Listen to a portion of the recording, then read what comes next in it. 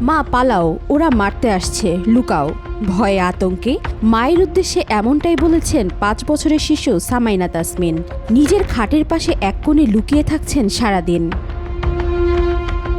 ঠাকুরগাঁ শহরে প্রকাশ্য দিবালোকে এক শিক্ষক দম্পতির ওপর পরপর দুদিন নির্মম নির্যাতন চালায় বিএনপিপন্থী ঠিকাদার। এরপর থেকে তাদের ছোট মেয়ে অপরিচিত কাউকে দেখলেই ভয়ে আঁতকে ওঠেন। মুসলিমনগরে বসবাসরত কলেজ শিক্ষক সারোয়ার জাহান বুলু তার স্ত্রী নাইমা নুসরাত তনুর উপর নির্মম হামলা চালিয়েছে স্থানীয় এক প্রভাবশালী ঠিকাদার ও তার ছেলে। তারা বিএনপির রাজনীতির সাথে জড়িত। হামলার সময় ঘটনাস্থলে তাদের ৫ বছরের শিশুকন্যা সামাইনা তাসমিন উপস্থিত ছিলেন। ঘটনার পর থেকে সে মানসিক ট্রমায় ভুগছে। নির্যাতনের শিকার শিক্ষকের ঘরের পাশে বহুতল ভবনের নির্মাণের কাজ করছিল ঠিকাদার আওয়াল। বহুতল ভবনের কাজের সময় নিরাপত্তা বেষ্টনী না দেওয়ায় ইট, রড, পাথরের সুরকি ওই শিক্ষকের ঘরের টিন ও আশপাশে ছড়িয়ে ছিটিয়ে পড়ে অনবরত। শিক্ষক ঠিকাদারকে অনুরোধ করেন, তার বাসায় ৫ বছরের মেয়ে আছে, ইট পাথর পড়ে যে কোনো সময় দুর্ঘটনা ঘটতে পারে, তারা যেন কাজের সময় নিরাপত্তার কিছু ব্যবহার করে।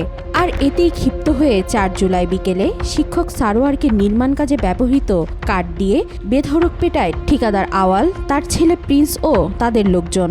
অসুস্থ ছিলাম তো, খালি শুনলাম যে এরকম মারামারি করছে, মারামারি করে বউয়ের নাকি এই বাসায় বউয়ের অনেক রক্তাক্ত করছে, বাবা মা সবাই নাকি মারামারি করছে আর কি। আর ও মনে হয় বাধ্য হয়েছে লাগতে দিতে, মনে হয় লাগতে দিয়েছিল এ পর্যন্ত আমি জানি। এরপরে শুনলাম যে ওকে নাকি থানায় নিয়ে গেছে, তাদেরকে আবার থানায় নিয়ে গেছে। কিন্তু এটা কি ঠিক? আমার প্রশ্ন, এটা কি ঠিক? এটা কিন্তু ঠিক, টাকার অহংকারে সবকিছু করা যায় না। বাবাকে পেটাতে দেখে শিশুকন্যা তার মা তনুকে বলেন, সে ছুটে গেলে তাকেও বেদম পেটায় আওয়ালের লোকজন। এতে তার মাথা ফেটে যায়। হাসপাতালে নেওয়ার পর তনুর মাথায় 7টি সেলাই দেন চিকিৎসক। আমার মাথাটা ফাটায় 7টা সেলাই এই যে এখানে দিছে এখানে। এরপর ৬ জুলাই আওয়াল, তার ছেলে ও তাদের লোকজন দ্বিতীয় দফায় আবারও হামলা চালায় কলেজ শিক্ষক সারোয়ারের পরিবারের উপর। এবারও প্রত্যক্ষদর্শী শিশু সামাইনা। গুরুতর আহত হন সারোয়ার। এরই মধ্যে হামলাকারী প্রভাবশালী হওয়ায় উল্টো শিক্ষক দম্পতির বিরুদ্ধে মামলা করে দেয় তারা।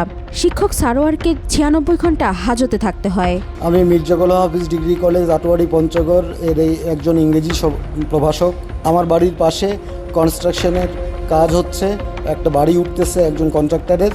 তো ওখান থেকে অনেক ইট সুরকি উপর থেকে আমাদের বাসায় পড়ে। আমার বাসায় আমার একটা ছোট বাচ্চা আছে 5 বছরের, তার মাথায় পড়তে পারে। এটা যখন আমি তাদেরকে বলতে যাই, তারা গালিগালাজ করে, এক পর্যায়ে আমাকে বেদম প্রহার করে।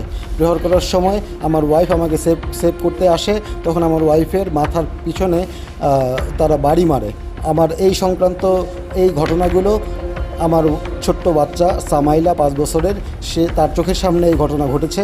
ঠাকুরগাঁও সদর থানার ওসি সুজিত কুমার পাল বলেন, হামলাকারী ঠিকাদার প্রভাবশালী হওয়ায় অনেক কিছু করা যায়নি। বিএনপির সঙ্গে সংশ্লিষ্টতা তাদের।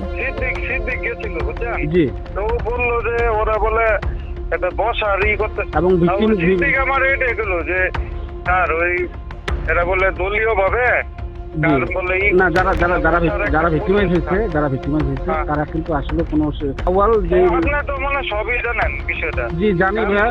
জি ঘটনা হয়েছে কি, আমি পড়ে গেছি ফাটা বাসের সিপাই, কালকে একটু দেওয়ার লেগে একটা দিন ওয়েট করার লেগে। অভিযুক্ত ঠিকাদার আওয়াল ঘটনা স্বীকার করে বলেন, ঘটনা ঘটেছে এটা ঠিক। এ বিষয়ে বিএনপি নেতা শরীফ ভাই বলবেন বলেও জানান বিএনপি পন্থী এই ঠিকাদার। ওখানে আমি দোকানদারি করা অবস্থায় ঠিক দুপুর নামাজের টাইমে আজাদ করতেছে, আমি দোকান বন্ধ করতেছিলাম, দেখতেছি এখানে শব্দ হচ্ছে, চিল্লাচিল্লি খুব।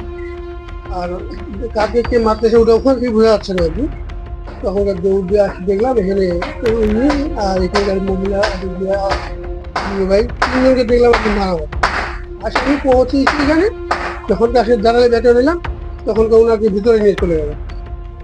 দেখলাম যে রক্ত করতেছিল, ভিতরে নিয়ে চলে গেল। আর এদিকে আজানও শেষ হয়ে গেল, নামাজের টাইম, তখন আমরা নামাজের দিকে চলে গেলাম।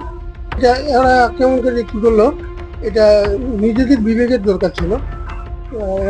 পাশাপাশি একখানে গেট আমরা এটা করতে ঠিক আছে। এ ঘটনায় 19 জুলাই ঠিকাদার আওয়ালকে গ্রেফতার করা হলেও এলাকা জুড়ে এখনও আতঙ্ক বিরাজ করছে। স্থানীয়রা বলছেন, বিচারহীনতার সংস্কৃতি চলতে থাকলে এ ধরনের ঘটনা আরও বাড়বে। নিউজ ডেস্ক, আজকাল।